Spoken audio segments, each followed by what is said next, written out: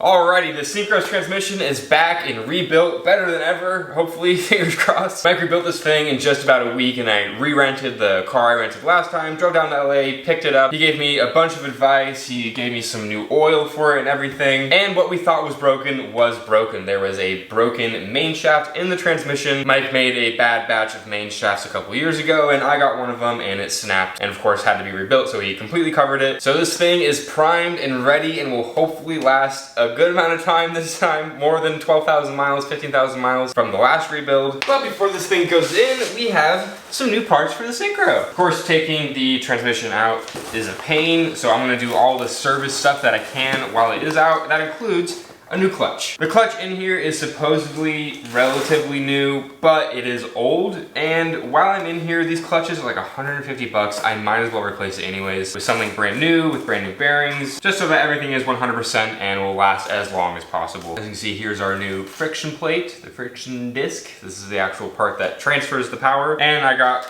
a new pilot bearing and pressure plate, everything. First, we gotta get the old clutch out. So you can see out of the car here, we have the old clutch, and it's looking all right, but it's definitely old and it has a bunch of friction material buildup, so it's good that we're replacing this while we have the transmission off anyways. And with a job like this, whenever you try to turn these bolts to get the clutch off, the entire thing will spin. You see if I put my socket over here and I try to spin, the entire thing just spins. So you need a tool like this. This has little dogs on it and it goes onto a bolt like this, where you slide it on and then it locks into the teeth of the actual flywheel so that this stops spinning. Unfortunately, I bought this one and it doesn't fit perfectly, but if I finagle enough, I can get one of the little teeth into the dogs. So I'm gonna see if I can do that and actually get this clutch off. Spin that a little bit, and I can think, yeah, I can just jam that in there just a little bit. And now I can actually torque on these.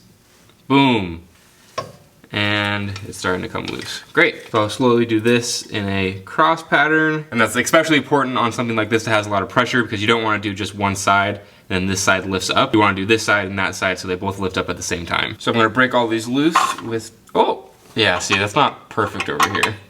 I can just barely get these dogs in. But I'm gonna break all these loose with my breaker bar and then I will ratchet them off. And I threw on some gloves because anything with friction material is highly, highly toxic. So your clutch or your brakes, definitely wear gloves, and if it's in the air, wear a mask, because this stuff will give you cancer. Last bolt, the pressure plate will not come off yet because it has these little pins all the way around it. So I actually have to pry this off with a little tiny pry bar real quick and slowly pry all the way around. Oh, she's heavy. There is our pressure plate and our friction disc. Look at that. Oh man, that looks brand new. God damn it. Yeah, like I said, the old owner said that the guy that he bought the van from had a brand new clutch in it. The old owner was like, you might as well replace it anyways, because I don't know if he was telling the truth or what was going on. But yeah, this looks pretty much brand new. It has a little bit of wear on it, but this easily would have lasted tens of thousands of miles more. Okay. Yeah, there's a little bit of wear. But of course, this is the actual friction material, and as it wears, it thins out. So a really worn clutch will be much, much thinner than a brand new clutch. But if you look at these, my camera is terrible, so it's not gonna focus, but there's not too much of a difference. So definitely not necessary at all, but for 150 bucks, I might as well throw a new one in there anyways, especially because you guys saw it took like 5 minutes. We'll include installing our brand new, pretty pressure plate. Look at that guy.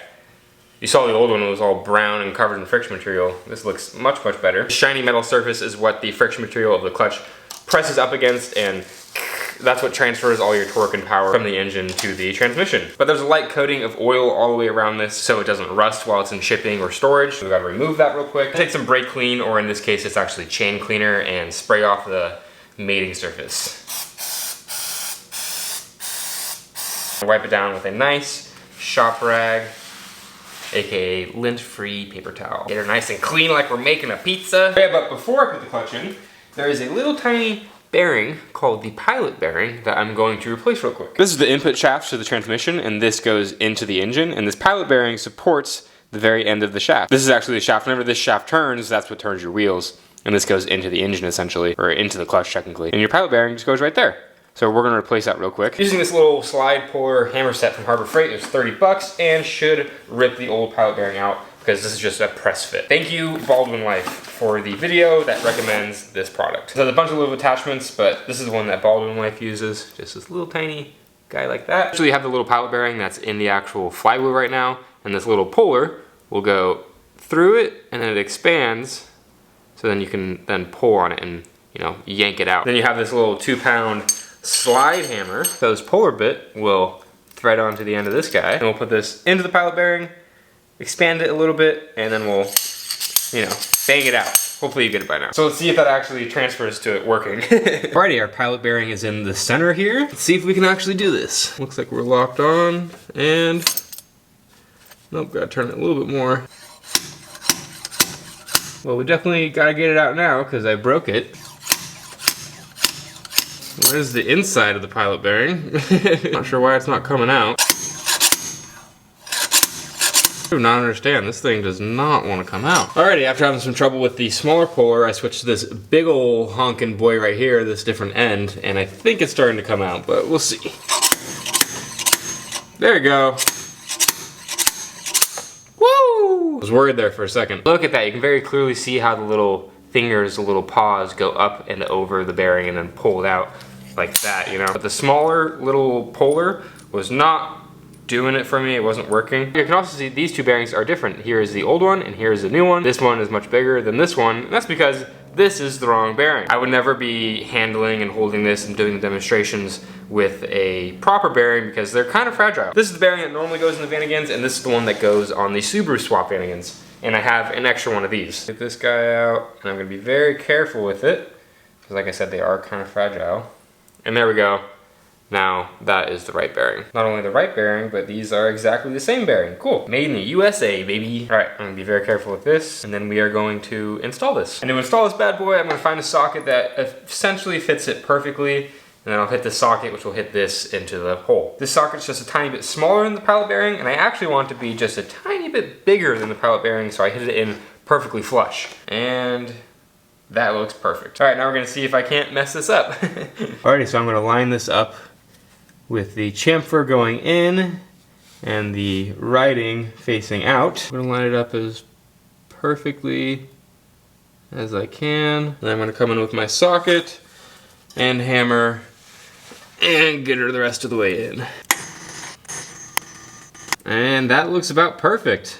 Let's go! For the fun part in actually installing the new clutch. It's kind of interesting, the clutch can actually like free float within the whole clutch assembly. Whenever you press in on your clutch, it releases everything, and this thing can kind of just go around wherever it wants. So that means whenever you're putting it together, this doesn't just slot into place, it has to be lined up correctly, which is why you have an alignment tool. It's just a plastic alignment tool that lines up with it perfectly, and this tip will go into the pilot bearing we just installed, like that, and then I'll line this up with the spines of the clutch, and then this will hold the clutch perfectly center with the pilot bearing, so we can then put the pressure plate on top, sandwich it in between the pressure plate and the flywheel, and then whenever it's sandwiched and is tightened, it will hold its place, and then we can pull this shaft out and then put the transmission in. We are getting it done. But yeah, time to put the new clutch in. Here we come in with the new clutch, going up against the flywheel, and then I'll put this through and line everything up, and boom, just like that. The clutch is in place. You can see this is holding it perfectly center, and now we can put our pressure plate on top of this. So here comes our nice, clean, and ready to install pressure plate. It's a little tough because it's pretty heavy. We're gonna line this up with the pins that I took it off of before, and I'm going to install the bolts. Pressure plate is just on here right now. It's snug enough, but you can see the clutch can actually still move around. The clutch disc can actually still move around. That's why not only this clutch alignment tool is completely essential, but while I tighten all of these bolts down and I actually put pressure on the pressure plate, I tension it, I'm going to be pushing on this and then making sure it is completely center so our transmission has the best likelihood of going in on our first try. If you don't line this clutch disc up correctly, the transmission will not go all the way on, and it is a very crappy process. So while I tighten all these a little bit at a time all the way around the pressure plate, I'm going to hold this very sturdy. Just tightening each bolt a little bit at a time. So we put pressure on the pressure plate and the clutch evenly. And then it's kind of cool to see, as we tighten this down and the pressure plate actually puts pressure on the clutch, we can no longer move that around. So it is now stationary. I can pull that in and out So you can see the clutch is lined up with the actual engine now. So the transmission hopefully will just be like this, and it will slot in smoothly, hopefully. We shall see. That is the hardest part of this whole thing. And this is cool because you can get a really good idea of how a clutch and a manual transmission actually works, because whenever you push in the clutch on a manual transmission, all it's doing is pressing in all these fingers, all these little fingers around here, these weird looking guys. Whenever those go down, they lift up their spring tension over here, and it releases the clutch, and the clutch is allowed to spin independently of the actual engine. Then we're just gonna throw our flywheel lock tool back on there and tighten all these bolts up. And there we go.